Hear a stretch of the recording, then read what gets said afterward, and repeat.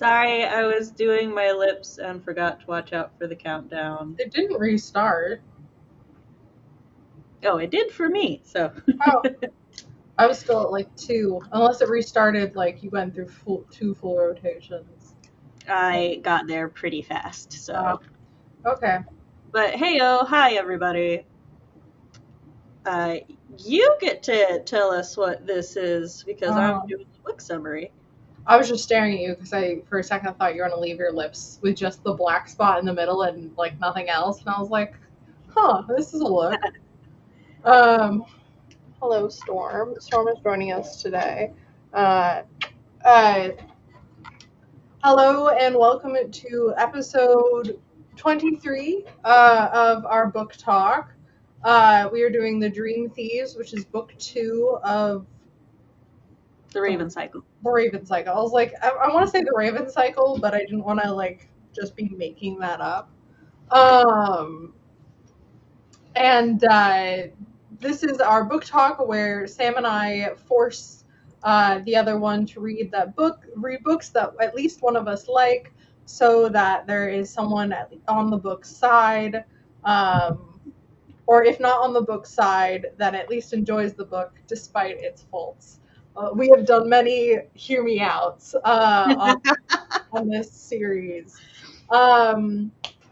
This book talk is Sam's choice. We previously read book 1, The Raven Boys, which was also Sam's choice because this is her choice series for now. For now. Like, this is the series that you've been choosing. Oh, yes. Yeah. And that's my thought processes. I just realized I forgot to take my ADHD meds today, which is very exciting. Do you want to go running? Yeah, I will when you explain.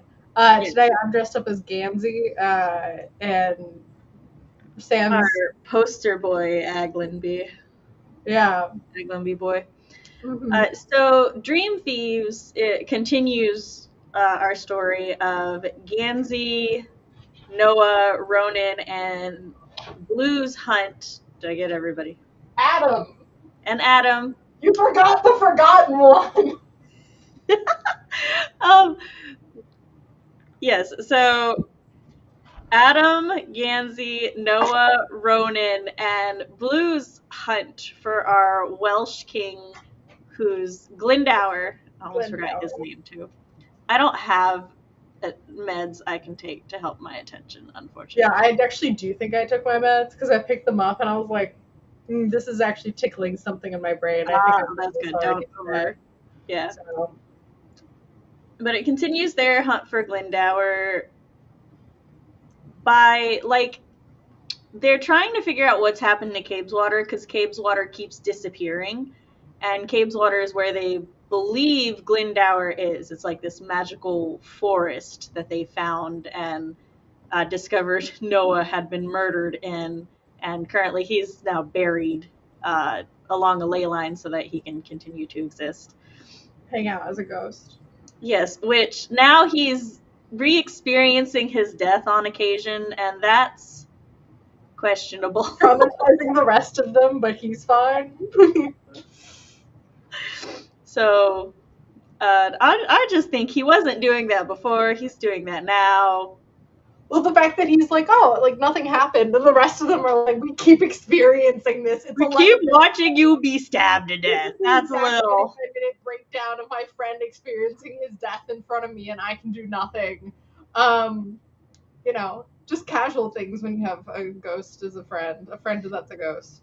Blue's mother is continuing her search for the missing Artemis, her father, while also meeting the Gray Man. I was so excited when the Gray Man was introduced. He is by far one of mine.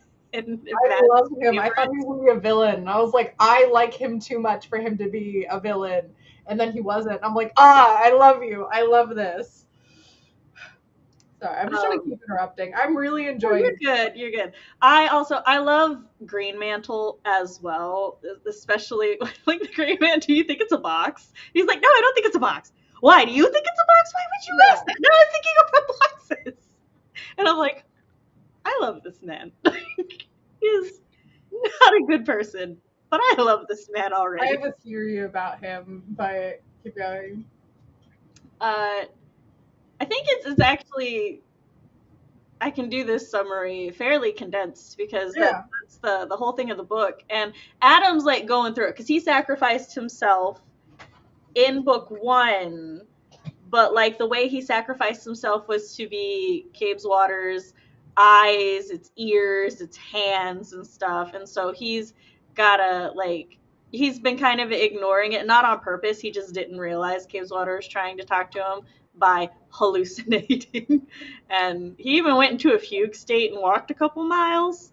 15 miles. 15 miles. Look, every now and then my children would come in my room and they'd say something and I'm like, fuck, I have to pause my book. So sometimes I miss very tiny details. They were saying stuff like they're all when Gansey and Adam are in DC and they're saying stuff, and I grew up around DC and I have a lot of family in DC. So it was kind of like I know exactly like the picture being painted.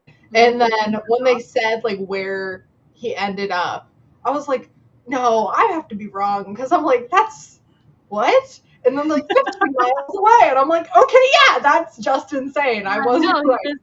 He just kept going. Yeah. Also, I love the Gansey family. Like, yeah, they're so I love Blue's family in that it feels very much like home to me because that's very like how my family is, and that's like what I relate to and stuff. But I love the flip side of Gansey's family because like it's just kind of like a look into another version of a loving family who's willing to do and help things. And like when they're like, well, we could get Adam a car, and Gansey's like, well, no, Adam wouldn't do that. And Gansey's sister's immediately like, let me concoct this scheme to manipulate him into taking this car. Like, what are you talking about? And she's like, that's the fucking point. I am lying. He's like, what shitty car? And she's like, well, obviously I'm gonna go get one for this story. Yeah. So, which is great. I love that they had her specifically be the one to do that, especially since in book one she is a terrible gift giver.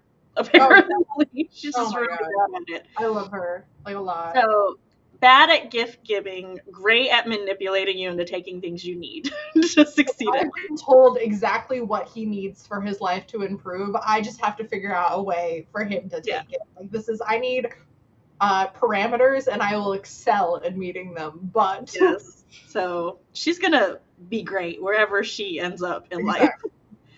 And then, well, okay, so Adam does do what Cabeswater wanted, which was to fix the ley lines have been fraying over the years, because as with most things, it needs to be tended to maintain its structure and stuff. So we kind of get that Adam and to an extension Persephone are now the priestesses of the ley line. I know, I love Adam as a priestess. Like, I know that's not what they said, but they specifically said priestesses. Yeah. And then they have Adam doing it, so I'm like, hell yeah, he's a priestess. It also, like, there's hints to make us wonder about Persephone's past, because she's the one who, like, walks Adam through fixing the chaos in himself to accept Cabeswater. And she's like, yeah, they won't be able to unsee that you're different now. Like when I came back. And I'm like, where did you go? Hold on, Persephone. Yeah. There wasn't enough detail there. And then she's the one, she gives him her tarot deck to perform everything, and then she's with him every step of the way. And so it's very much like, we know that Kala, Persephone, and Blue's mother, whose name is huh? Oh, I thought you were talking about listing off the women, the adults. Yeah, Blue's mom's name. Moira? Yeah. So those three, like, they played around with Cabeswater when they were teenagers, and so, but we don't know the extent of it. All we know is that Artemis came out of Cabeswater because of that, and then he and Moira had Blue and then disappeared. Other than that, they haven't really fucked with Cabeswater as far as we know until the events of book one. Until some more teenagers ran in to fuck with Cabeswater. Also, so Adam fixed Cabeswater. there was also this plot line with Ronan and Kavinsky, whom batshit motherfucker. I enjoy him as an antagonist. I hate him as as a character, though. He is obsessively in love with Ronan. He makes that very obvious, very clear, even like takes it very hard when he's like, you pick Gansey over me, and Ronan's like, that's my brother? I'll pick my brothers over anybody. It ain't personal. Okay, him going, wait, is he gay? Like, way too far when he like started questioning. I'm like, I thought you guys at least like kissed or like a hasty hand job at once with like the amount of energy this man is giving. I kept being afraid that Kavinsky was gonna do things to Ronan while he was high and asleep. Oh my! I was and then so he like scared of that. he can't move after he gets out of like taking something out of a dream. I mean, there was the one scene where he's like being like touched, but like it doesn't go further than that. Thank God. But I kept being like, oh no, fuck, oh no. Right, like there's that tension.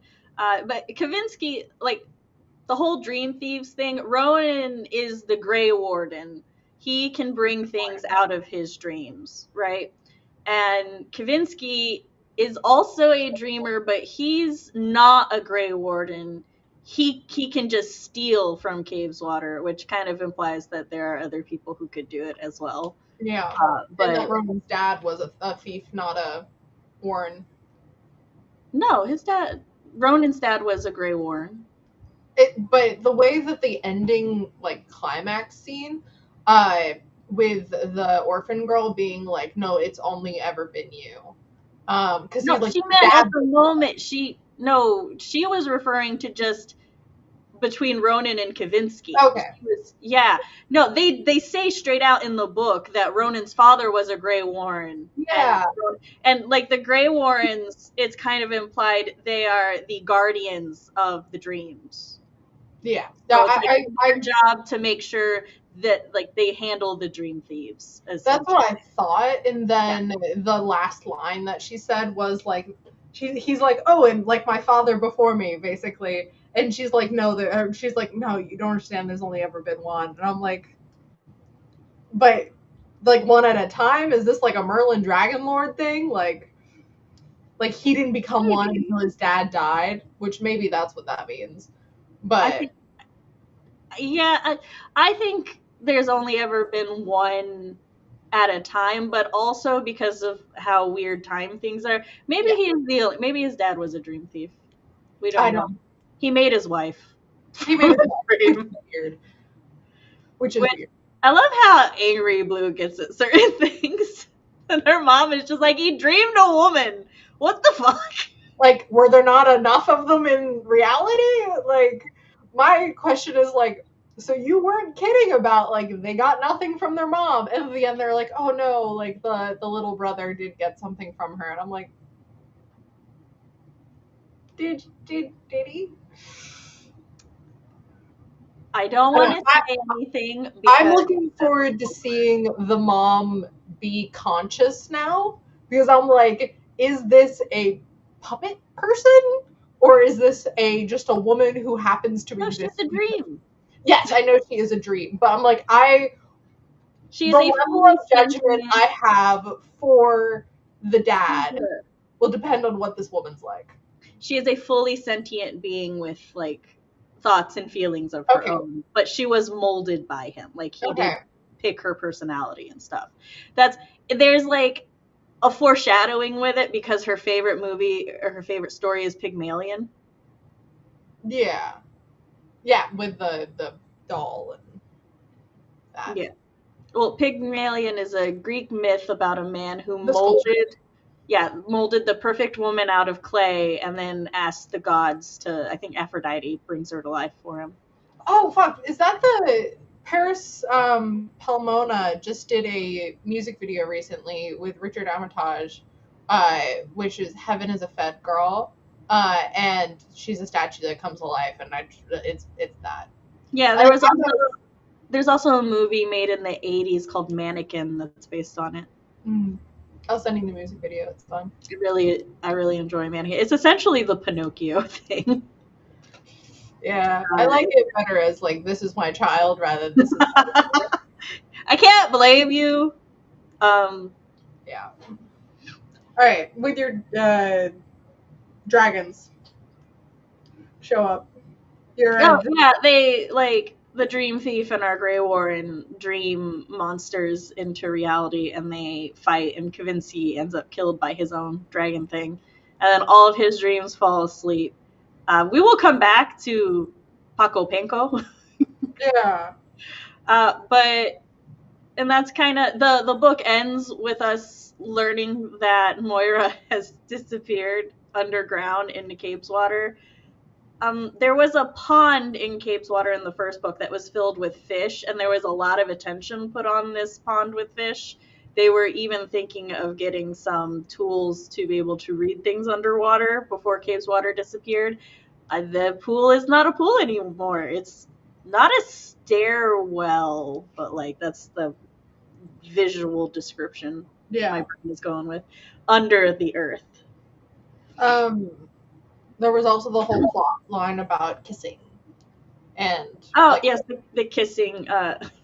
Look, the romance could be taken out of this book, and it would largely be unchanged. Yeah. But yes, Blue and Adam have finally broken up because Adam comes back from DC after having his fugue state and stuff, and finding out things about Cave's Water, and he was this poor train wreck of a boy. Yeah. He wants to talk to her about like what they found out about Cave's Water. He wants to talk to her about all of these important things. But what comes out of his mouth is, "Why won't you kiss me?" And she does not like that. She's very angry about that. And when she's like trying to point that out, and she's also like pointing out that he never even considered inviting her to DC, which honestly, it would be weird if he invited her. Yeah, because he was the plus one. Yeah. Plus ones don't invite people, but also I can kind of see where she's coming when with it's like, you didn't even consider doing that. And I'm like, that's okay, I could see that. I don't feel the level of angry, but also I realize that like she's just got a list of complaints at the moment. Yeah, that's the culmination. That's the tipping point. Also, she should be angry at Gansey for not inviting her. Because there's like no reason to have invited. Like Ronan wasn't invited. No, Ronan was specifically uninvited. Yeah. So, yeah, it's just like, so they fight and everything, and she finally confesses the kiss thing to him. And then that's when he crosses the line where he's just like, well, if I'm not your true love, kiss me anyway. It's just like, no. The fuck? Like, she just went on this whole thing about wanting to be more than just a pair of titties, and like wanting to be more than just somebody he kisses and stuff. And then she's like, well, you're not my true love. And he's like, well, then kiss me anyway. And she's like, what? I think I read that as him being like, I'll just die. Like, I'd rather just die than be your true love, like, than not be your true love. Like, I think, no, I totally took that as, like, kid, you're being suicidal. Like, you'd rather, like...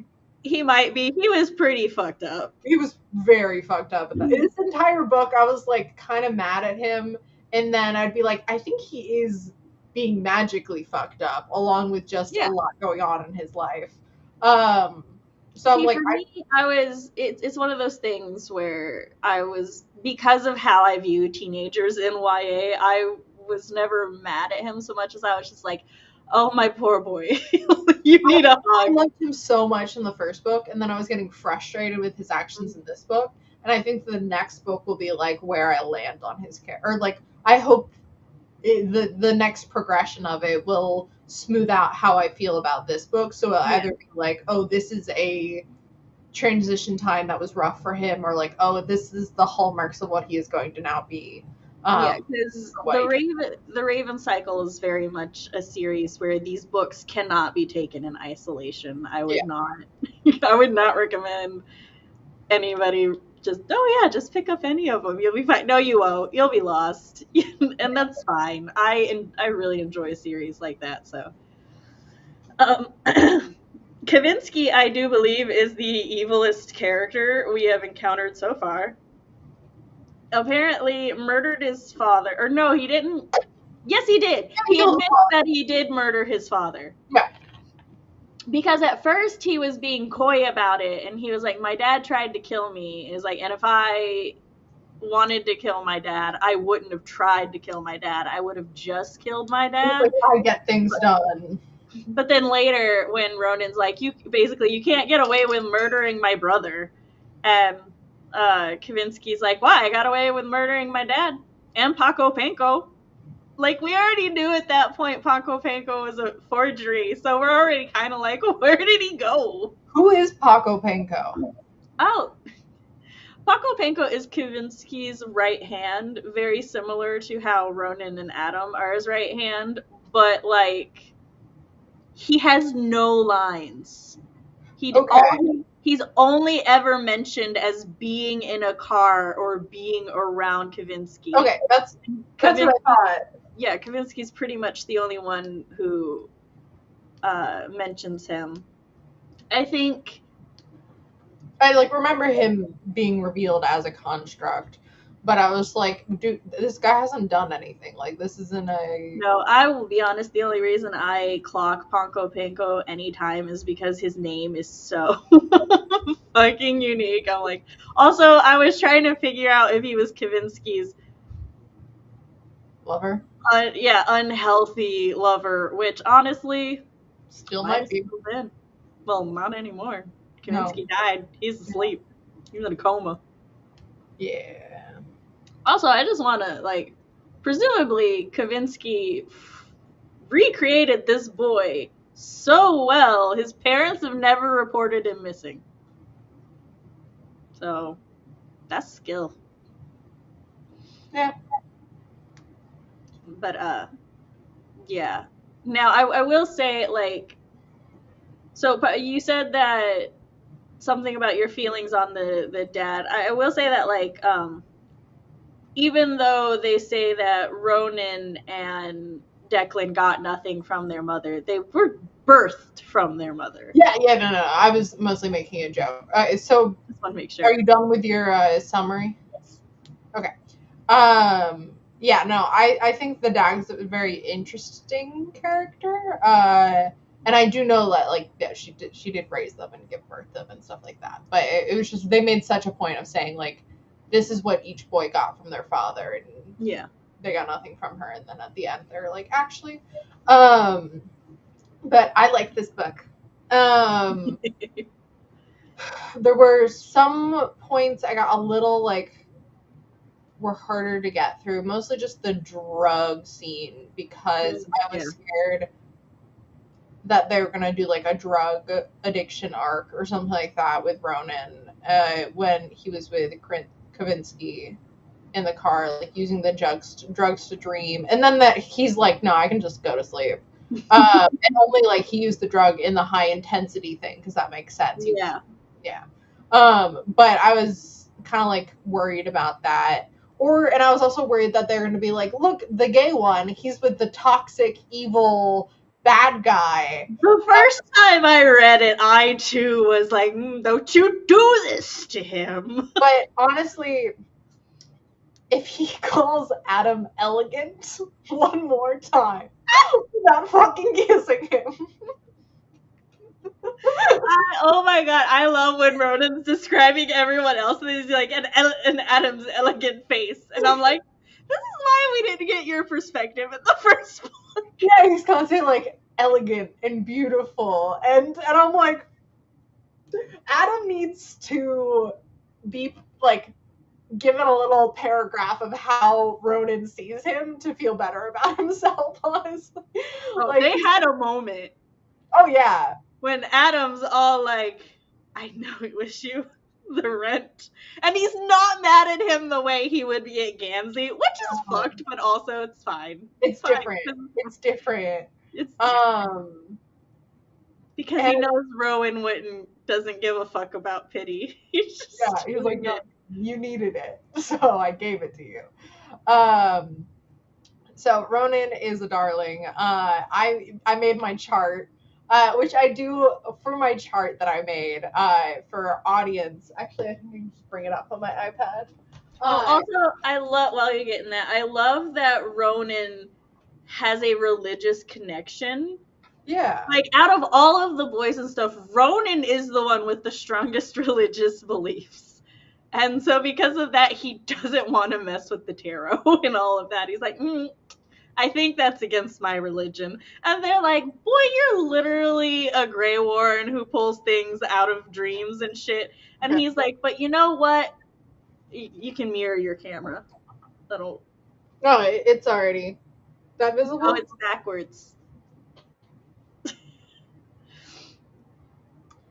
Oh, Just for this. Just for this. okay. So, yeah, this is weird. Okay.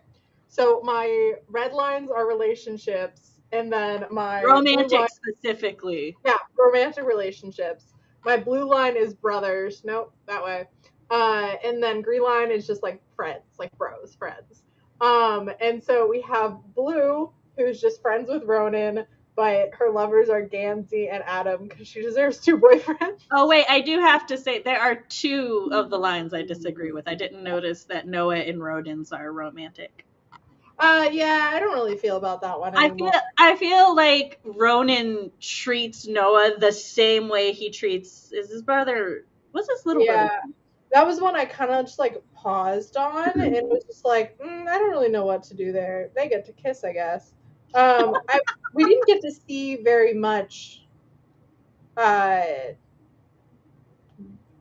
in this book because of the issues that were happening with the line. But like in the first book and this book, I feel like he treats Noah a little bit of a mix between the way he treats Declan and the little brother whose name is escaping me. Michael or something like that. I don't know. Matthew? I know we disagree about the Gansey and Adam, but I think that they would be so toxic. And Gansey is just tragically straight. I can't see it. I don't get straight for him the way you do. And I like, yeah.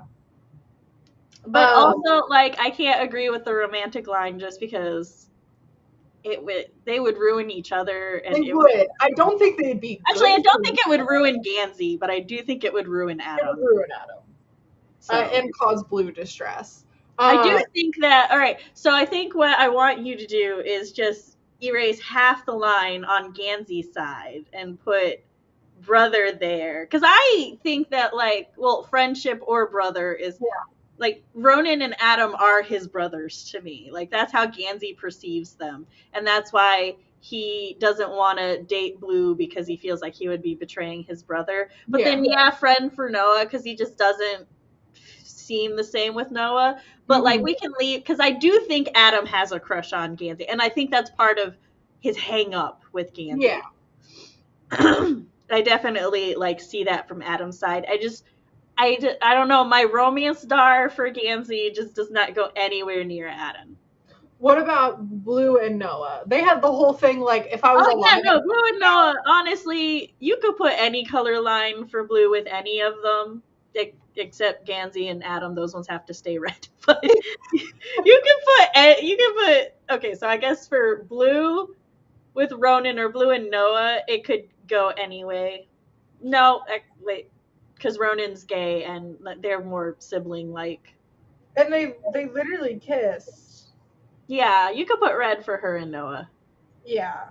I think, I think him just being like, if I was alive, like, still she is fully dating Adam at this point. Like, there's been their little conflict and stuff, but not from, but like, they're not broken up or anything. And the fact that her and Noah kiss, it's so like, let's practice kissing, like little kids. Yeah, he's like, hey, I'm dead. You can't kill me. Yeah.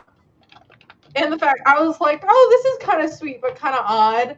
And then the way my heart shattered at him being like, if I was alive. And I'm like, oh. But it's also funny that 3 out of 4 of the boys have crushes on her. But she's like, I'm different. Or she's like, those Aglionby boys see me as like beneath them because you just smeared. Yeah, I know, I'm getting it. Your Noah look with the smear on the face. That's why I was murdered. And like she's like, oh yeah, the Aglionby boys look down on us Henrietta girls, and then like girls out of the 4 Aglionby boys that you interact with, 3 of them are lightly in love with you. But these Aglionby boys are different. For one is dead. For 2, another one is a guardian of a dream world. For 3, the other. He's not the one that's in love with her. The weirdest one is not the one that's yeah. I don't think he's the weirdest considering not there one. Gansey was resurrected and is now simultaneously an old and young man all the time. Well, yeah, because he's the fucking reincarnation of Glendower or something. Like that's not. He has other shit going on. Yeah, but I like them. I think it. These books continue checking all the boxes for me. The fact that they go and try and get adults help when things are going down every time. Like when the brothers kidnap, they like go to Foxway and they're like they're going around to go try and get adults, and then they're like, we're emotionally not doing well in our interpersonal relationships. Let's sit down with the adults. He's magically being weird as hell. The adults are like, hey, we're gonna help now. We're gonna sit you down. I'm switching back my camera because I can't. That's fine. It was only for the thingy. Yeah. We buried a lead. The Gray Man is also a hitman. Yeah, that. And did in fact volunteer to kill Kavinsky for them. And Adam, because he upset Blue, but Blue was like, no, that's fine. I think the Kavinsky, I think they were both kind of like, with Adam, I think it was like, does he need that was obviously just a joke, but. And then with Kavinsky, it was like, does he need a talking to? But it's like, with the underlying threat of murder, I think it was just using the same phrase, but slightly less murdery. Well, he said it about Kavinsky first, and that was with the murder, and then he said it about Adam. Honestly, this man, just his vibe, and then the way he just like fits in with the women of Foxway is so nice and refreshing. Yes, I love him. It's so sad when you realize he calls himself the Gray Man and stuff. He's depressed. Yeah. Everything in life is gray. And then he meets Moira, and it's all like, there's color again. Yeah, Dean Allen. And the fact that they call him Mr. Gray instead of, like, the Gray Man or anything like that. Well, that becomes his 3, like, identities for himself. Yeah, it's not. Which, to be clear, not, like, borderline. Identities in more of a metaphorical thing, whereas he like identifies his past self who was traumatic with, which oh my gosh, that's one of my favorite like plot lines that deals with some things, is his ongoing trauma and terror about his brother. And you can see like the psychological damage growing up with his brother and stuff did with him, even though his brother is now, I think, an accountant or something similar. And he himself is like a hardened hitman. And then like at the end, even Green Mantle uses his brother because like as soon as he figures out the Grey Warren is a teenage boy, he's all like, I know. So he's like, yeah, can't do that. And he's like planning on sacrificing himself. He's like, I could just leave. But then Green Mantle is like, puts his brother on his trail because he knows that that's the one thing the Gray Man is afraid of. And the Gray Man decides, you know what, I don't want to leave. So he lures his brother somewhere. And in his mind, he's freaked out. He's like, my brother's going to kill me. This is it. My brother's going to kill me. And then he just shoots his brother. And his brother's dead. And then he goes back. His brother didn't even get out of the car. I like the moment where he's like, hold on. hold on, I'm a fucking hitman. Like, what am I He's doing? like, hold on, I kill people for a living. My He's brother does their taxes. Yeah, investment banker or something like that. Yeah. And the fact that like the other treasure hunters, he's just like, bye. Like, here's my number. If Yeah, you need he help. just Like, tells them, he's like, yeah, it's not here. It was just the fault line and stuff. And they're like, okay, we'll leave. yeah, And then he's like, oh, cameras. And they're like, oh, shit, didn't even think about that. which is, They're new. yeah, they're new. They're new. They're young. And the fact that he kills those, like, we do see him kill people on page. Like, he kills Yeah, 2 we do. people. And yet, that doesn't bother me. No. Why would it? He's a hitman. He's very honest about the fact he's a hitman. It's okay. And it doesn't bother the women of Foxway or Moira or anyone. And I just think that's so funny for them. They're like, honestly, we don't know who they did or didn't kill before before Blue was born. They ask him about his job and stuff is just so funny. And I am excited. I'm hoping, in the next book there's an interaction between Gansey and the Gray Man. Because I think that just the level of nonchalance, the level of, I'm sorry, I need answers, are just so contrasting. So yeah. I'm excited to see the Gray Man interact some with the boys. Really all of the boys. I think Noah would be chill with it. I mean, he's gonna be Blue's stepdad, I guess, if Moira ever comes back. Yeah. I like how when Blue first saw him, she was like, I don't know my father. I don't give 2 fucks about my father, but how dare this man try to come in? Take my father's place. And I love that in the Gray Man's perspective, we get, like, oh, he's like, I think I'm falling in love. And I'm like, you've known her for so little time. And I love that the progression of the adult relationship is so much quicker than the progression of the kid. Because they're adults. Yeah. Also, Moira uses, like, making out with him to steal his... Oh my god, yeah. And the fact that he's, like, kind of into that. Well, like, first, Kala pickpockets his wallet, and then Moira makes out with him and steals his phone, and then when he, like, calls... Well, first, they don't answer, but they do check his voicemail, and then calls him back, and his reaction to it is just, please let me know if you're going to steal anything else so that I can be prepared to go without it. Yeah. And I'm like, oh, this man fits so perfectly. I'm glad it wasn't I thought at first when they started getting romantic that it was going to be like, my mom was taken advantage of, or like, he lied to her, or her feelings were played with, or like she thought she knew what she was getting into, but she didn't, and it didn't do that. Like, no, Moira's like, what? She is far more likely to seduce and take advantage. Yeah. So I appreciate that as well. Yeah. I appreciate how Kala continues to just be like an older femme version of Ronin in her interactions with things. Also that she does aerial yoga to stay in shape. And I'm like, yes. I don't understand how the house at Foxway is built, but I also don't care. Yeah. Good dose of magic in there.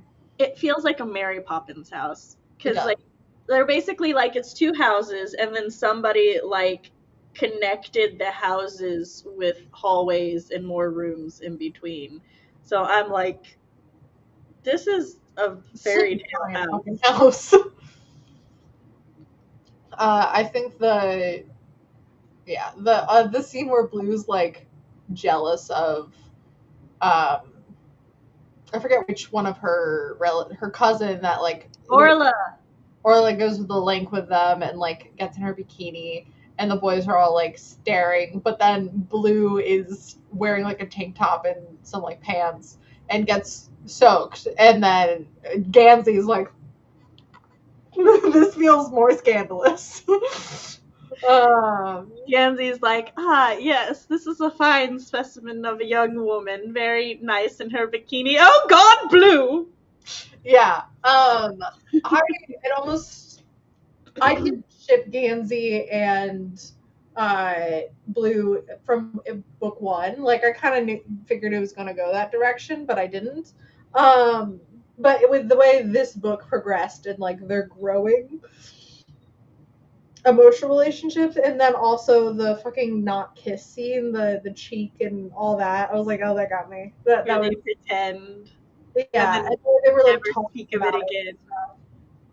Sorry, I say was that like, again. oh, this is healthy and like the kind of thing I look forward to growing.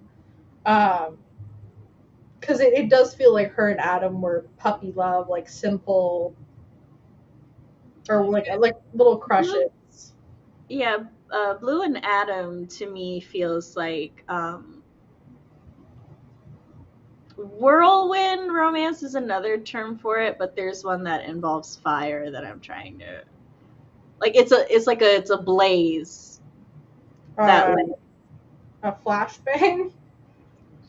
no, though my child would describe it that way. No, like a comet, I think is what it's called. It's bright, but it flies by quickly and peters Mm. out. So Hmm. it's like it's a very quick. Would have been passionate if they actually kissed, but there's Yeah, a lot. I still say it's passionate because they like there's a lot of high emotions and stuff. yeah, and But I then like think that them being friends, like them continuing, like obviously it's gonna be awkward. Um, but I think they'd be more beneficial to each other as just friends, with yeah, not romantic getting in the way of meeting each other. yes, I need her to just sidestep and go to Gansey so my true ship can begin to sail. Yeah, it's Adam and Ronan, right? Like, Yes, Adam and Rowan. like, yeah, like from book one, I was like, Matt contested during the first stream.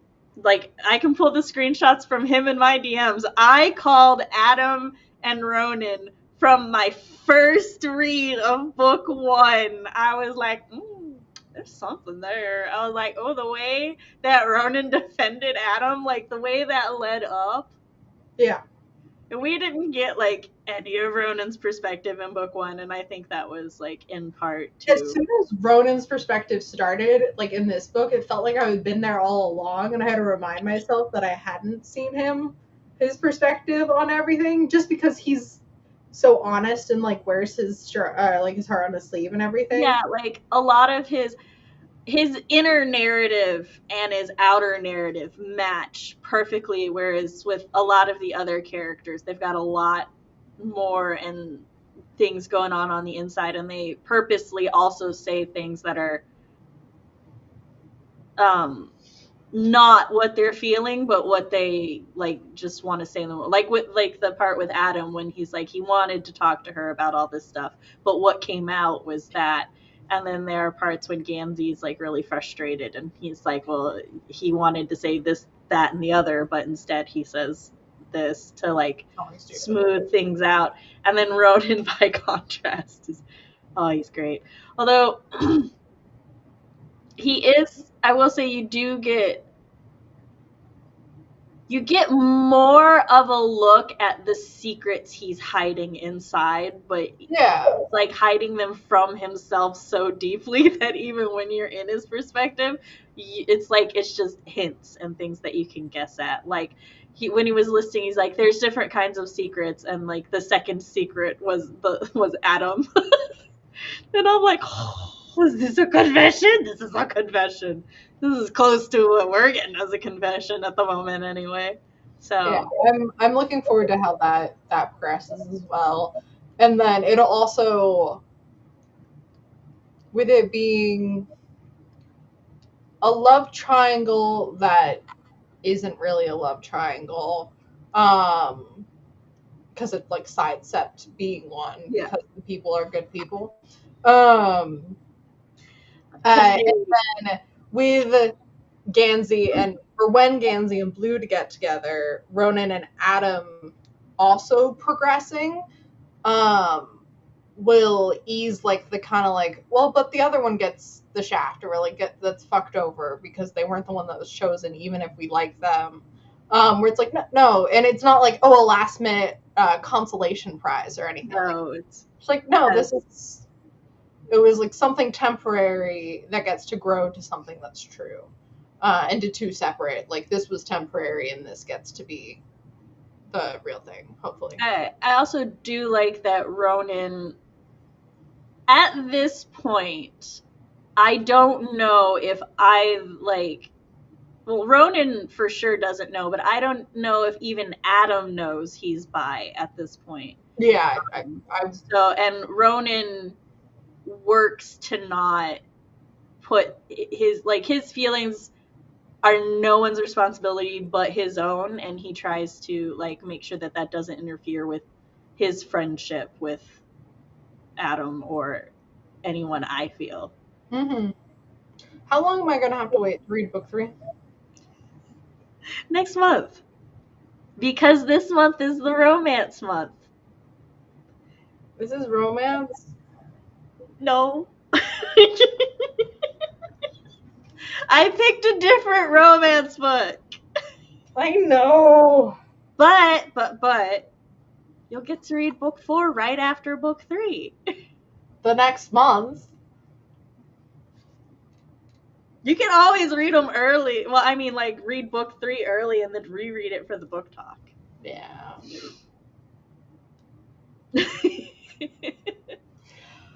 Fine. Let's see, what else?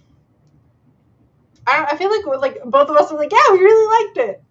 There's not much like discussion back and forth, dissection, as much of this book. Because it's like, I feel like this book series, there's not as much to dissect in terms of the way we dissect things. The only like problematic thing, like we already discussed it. Also, our opinions are far more aligned, Mm-hmm. so there's not as much back and forth because of that.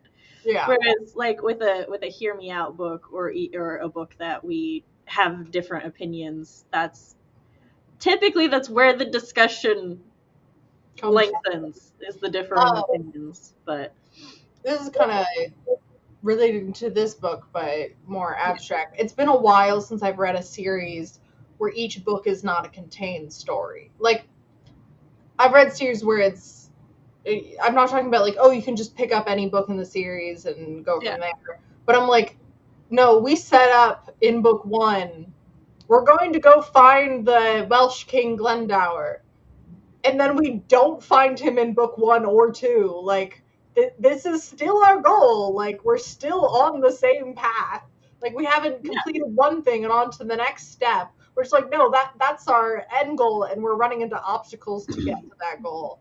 And it's been a while since I've read a book like that. I feel like that's how book series used to be when I was growing up, and then a lot of the advice for debut authors and stuff was like, even if you are doing a series, make sure book 1 is like a self-contained story.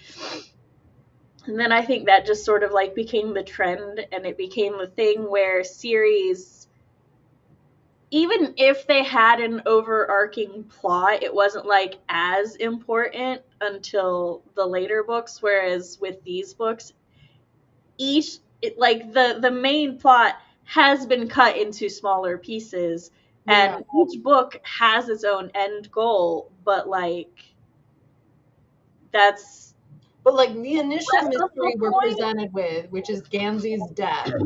Yes. In chapter 1 of book 1, at the end of book 2, is still not solved, and it doesn't really feel closer to being solved. And I enjoy that immensely. But I'm thinking of like books from my childhood, which are like Percy Jackson, Harry Potter, Ranger's Apprentice. Like for the audience, the eras of our childhood for me would have been the 90s and the 2000s, and for CB would have been the 2010s. 2010s. Okay. I could not remember where in the 2000s you were. Yeah, 2003. And so from there. And then like Ranger's Apprentice, like Artemis Fowl, even each of those, like, this is a book. And then we'll whatever happens in this book will have consequences that are book 2, or like, yeah, like there's a greater timeline. but it's not like, no, that we're just ending here and then we'll pick up here also later. Yeah. Like, it's I not. love those cliffhangers. Ugh. I enjoy that, and it mostly, like, as I was reading this, I was like looking at my own book and being like, maybe it should just be 2 books, which is not how my book is set up to be, and I'm not going to do that. But I was like, oh yeah, there is this freedom. I shouldn't feel so limited in planning out books and storylines. We lightly talked about that a little bit because like of breaking them down, and I'm like, well, you could make it a duology, because a lot of duologies, like they are a full story cut in half. They just make sure that it ends at a part that makes sense. And I know I've said this 1,000 times. I'm going to say it 1,000 times more, but that is part of the reason I have been so like grateful that I joined a couple of the book clubs I did, because it really got me into reading a lot of things. And excuse me. I've been talking a lot about, like, I've been reading a lot of middle grades, and with the middle grades, it's really making me want to just be more free and just do whatever the fuck I want to an even higher level than I was before in adult media, because, like, why should I be limited just because I'm not writing for 12-year-olds? Mm-hmm. And I have something in my throat. I can hear that. But on the other hand, this year, because with the book club, I had been reading a lot of book ones, and so I was like, all right, I want to start finishing a lot of the series. And a lot of the series on my list are actually only 2 to 4 books long, which I'm like, I had gotten so used to reading 20-book series, because romance writers, a lot of the times, they just like, they'll keep going. Write a bunch of couples in all the same universe, which I'm down for. But like, and because the books are only like 2 to 4, they are like the Raven cycle, where it's like the bigger plot and everything is continuing and ongoing, and all of the smaller plots just sort of lean to moving the bigger plot forward in one way or another. Like, I know you said it didn't feel like this was moving it forward, but I mean, it does, but it's not like, oh, we've made leaps and bounds. Yeah, it doesn't feel like it doesn't feel like a check mark, but when you like take a step back and you look at it practically, it kind of is, because it's like, absolutely. Okay, yeah, Adam, like we've got our medium for our priestess for it now, and like, oh, now our Grey Warren has like upped, and it's like, but as the reader, you don't know that a checklist is being checked off, because we don't know what the fuck the checklist is. We've now been handed a couple pieces to a puzzle, and that's about it. Speaking of puzzles, yeah. But yeah, so I do think there feels like a progression to the story, but it's not as predictable a progression as a lot of series. That's part of the fun. I also like how so Kavinsky was actually in book 1 a little bit and stuff, and I like how I think he was just a mention, or like he came into the diner and just said just more of the same shit, so he was just a bigger part of book 2. But we could talk about his internalized homophobia if we wanted to. Yeah. But hold on, that's not what I was gonna say. That was just a thought. Oh, like with the Gray Man, and like in book 1, our murderous antagonist was a teacher and her aunt. Yeah, and then in this one, it's like we've got a murderous new character, but like not a bad guy, not even an antagonist, really. Well, he's here to do it, and he's not a bad guy. Like he still kills people, but he's not a bad dude. In the words of Sanji from Wreck-It Ralph, he is bad guy, but he is not bad guy. So, and mild spoiler for the next book, but we have met the antagonist of the next book. Okay. And I love how that's a thing. Like, it's never, you never go into, at least so far that I remember, you don't go into the books being like, oh, who's this totally completely new character here to fuck shit up. Is normally, and I think, no, I don't think the Gray Man was foreshadowed in book 1. Never mind. No, not that I remember, at least. But I don't remember Kavinsky from book 1 either. I remember someone being there and being a dick to Blue at work, but nothing more than that. Although he wasn't in book 1, I do feel there could, like, it's not foreshadowing per se so much as it's set up, because they set up that Gansey found everything because of the spikes in the reading and stuff. It is set up that, like, it's very, like, immediately believable. Like, he automatically clicks into place when we find out that someone has hired a treasure bounty hunter to find, you know. Yeah, and the fact that, especially when we talk about, like, Gansey, maybe we should stop talking to people about this, because if you figure it out, someone else will too. Mm-hmm. And Gansey being like, that's a good thing, and then and we know that Neil Lynch was murdered. Yeah. So, oh yeah, the Gray Man killed Neil Lynch, and he did let Ronan know that. Yeah. Ronan was not okay with that. No. Yeah, and everyone's like, oh, wait.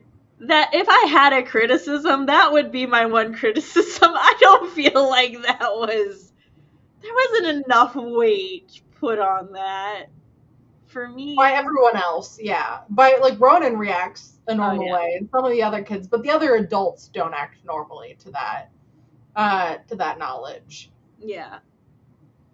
They're like, Blue, stop him. And she's like, no. How do I stop him? He killed his dad. Like, what? His dad. And Mom, I know you want in his pants, but I know you've been in his pants, I'm pretty sure. But no. Yeah, that would be one of my, like, okay. The actual consequences of having a character being a hitman is they kill people, and those people have loved ones. If anything, I kind of like it, like, writing-wise. I like that he's the one that did it rather than just, like, another random treasure hunter. Because it adds conflict and adds that kind of, someone killed my dad for this, versus that guy killed my dad. That motherfucker. Yeah. I think Ronan, like, only backed down too because the Gray Man was basically like, I'm gonna lead everybody else away. Yeah. And so Ronan's like, oh, you're gonna go get killed in a different thing. All right. Or I'm never gonna have to see you again. Okay. I also like that Ronan never, like, he considered murdering Kavinsky, or like the only way to get rid of it, and he was like, no, that's not an option. No. Like, especially for the aesthetic of Ronan, and it's like, oh, that one's gonna be the bloodthirsty one and stuff, blah blah blah blah blah. And then just being like, no, that's not an option. And having it still, like, a thing he thinks about and then immediately dismisses. Because it's one thing to, like, never consider it, and then people are like, well, the obvious choice is to. But having him be like, the obvious choice is, but I'm not going to do that, really shows a lot about his character. Yeah. In the end, he isn't even, like, really the reason Kavinsky dies. Yeah, he's like, Kavinsky, don't get, like, he's trying to stop him, like, get out of the way kind of thing, and then he is. It does make the like, resolution easier that Kavinsky basically killed himself, because then they don't have. It was real tore up that Ronan said no. Well, I mean, yeah, he's probably like, I'm different, but there's someone else who's different, and I'm in love with him. Yeah, because Kavinsky's like, when I told you that you had to pick between me and Gansey, that you were with me or against me, I didn't think you'd pick against me. Yeah. And then he's like, wait, are you in love with Gansey? He's like, no, I'm not in love with Gansey. Other types of relationships Yeah. He's like, wait, you didn't say you weren't gay. Why would I lie? I don't lie. I don't. Just because I'm gay And doesn't mean have a familial bond or a platonic bond with another boy our age. Yeah. He's like, So these are two mutually exclusive things. we all know if you're gay, you can't have friends. No. No friends for gay people. Our next book for this month. I want to say speaking of gay people, but it's really not at all. Speaking of fabulously straight men. Yeah, well, maybe a little fruity, but who knows? Kind of. Anyways, our next book is my choice, and it's Howl's Moving Castle by Diana Wayne Jones. You might recognize the title from the Studio Ghibli movie. Also, it was Castle in the Sky that I was trying to remember. She wrote a book called Castle in the Air, and it was adapted into the movie Castle in the Sky. I And loved Castle in the Sky as a kid, and I love Howl's Moving Castle as an adult. I'm talking about the Ghibli films. Yeah. Because I love castles, and I think that's the extent of it as a child of where that came from. As an adult, I read this 3 years ago, and I couldn't think of a romance book, and then I did, and I was very happy because it's Valentine's Day month, the month of love. Could have used the loophole and been like, but book 3 has romance. I choose book 3 for you. No. That's not how could have tried. We almost got another Dan May novel, but we're not there yet. We are running out of books that I have read in my life and enjoyed. It's kind of a joke. I have a list of recommendations that I think you would enjoy. That's part of why we started this. And I'm trying to read a new book every month is to have more books for our book talks, because I'm like, I haven't read that much. I can be proud of that. To read again. There's books I read as a kid, but we're gonna start getting into children's novels and such. That won't stop me. It'll. I know it won't stop, but I don't particularly want to read some of the books I read. I tried. I loved a book in 6th grade. I'm not saying the title because of what I'm about to say, but I loved it. And then I went back not that long ago, and I picked up the book, and I have the copy of it, and I started reading it, and it was fucking terrible, horribly written. And I was like, me and my friends loved this book, and I could DM me the book. What? I said you have to DM me the book. Yeah, I literally couldn't get through a chapter, and I was reading passages aloud to my dad, being like, "Is this me or is this just bad?" And he's like, "It's bad." I'm like, "Okay, cool." Because I was I saw the author posted a new book in the series or something came out because it was still going on. And I was like, oh, I'll catch up and I'll read that. I loved it, and I was like, You're like, never mind. Coffin said, hey there, love Howl's Moving Castle, but never read the book, only seen the anime. Well, if you wish to join us in the book talk, we'll be reading it in the next couple days and then talking about it on Saturday. Not at all because our streaming schedule got messed up in January, and I refused to change the order of my picks. So we'll be talking about it on the 7th. Yes. But yeah, so that's the next one, and we're going to vanish for 20 minutes. Yeah. And then be back on my channel for Whip Wednesday. Hey. I have to go get socks because I forgot socks, and now my foot is an icicle. I have to take off my nail polish so I don't obsess with it because it's become so cold that it lost me again. All right. See you guys. Hi, Rowan. Everyone's showing up now. You'll just have to rewatch. Yeah. See you in 24 minutes. Yep. Bye. Bye. I don't have to click out.